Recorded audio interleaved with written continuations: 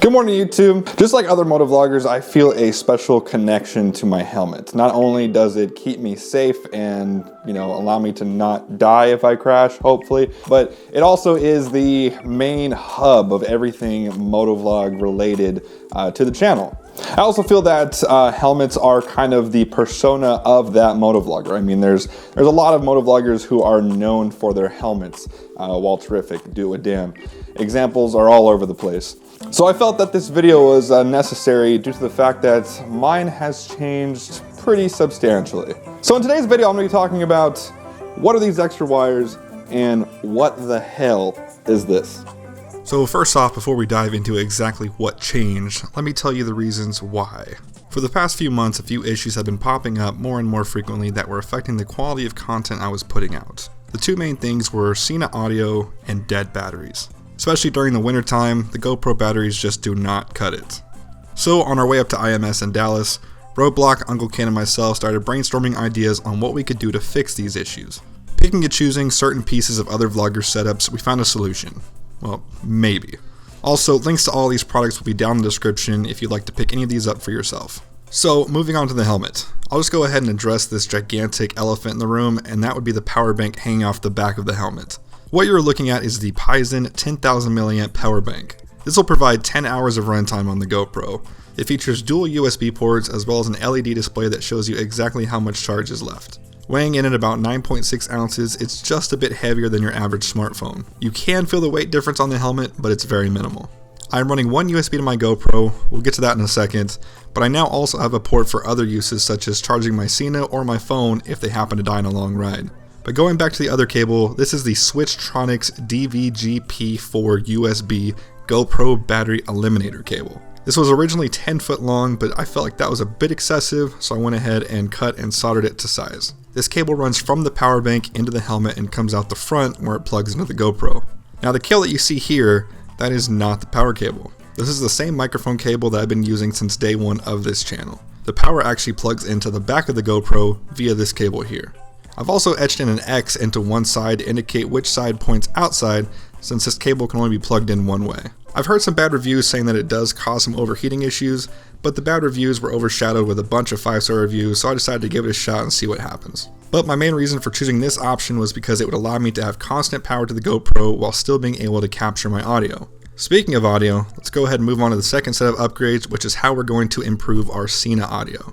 This new SENA audio setup is made up of three main components. The first of these being a Y connector, but not just any Y connector. This is a special TRRS to TRRS times 2 connector. TRRS stands for tip, ring, sleeve, which is the connector needed for microphones. Regular headphones and aux cables are what's called TRS, tip, ring, sleeve, which lack the component needed to record audio.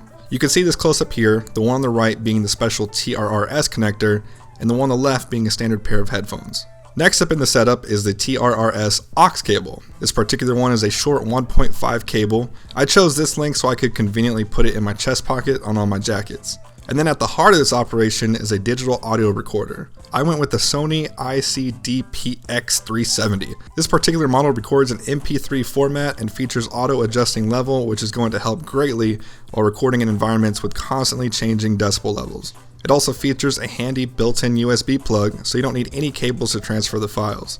And the two biggest features for me was the fact that you can record over 50 hours, 50 hours on a single pair of AAA batteries, as well as record over 50 hours on only the 4 GB of built-in memory. And if for some reason that's not enough, it also has a port for a micro SD card that accepts cards up to 32 GB, which will give you over 500 hours of recording time. So how all this goes together. The SENA features a headphone port where I usually plug in my plug phones, but this will now house the Y connector. From the Y connector, I'll be plugging in my plug phones as well as the aux cord. That aux cord will then run into the digital recorder. What will happen now is the digital recorder will pick up all SENA audio without capturing my voice.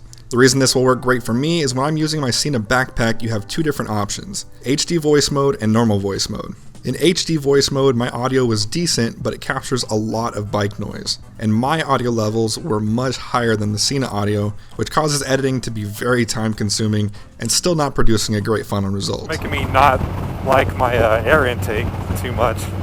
Oh, you think so? I have to do this.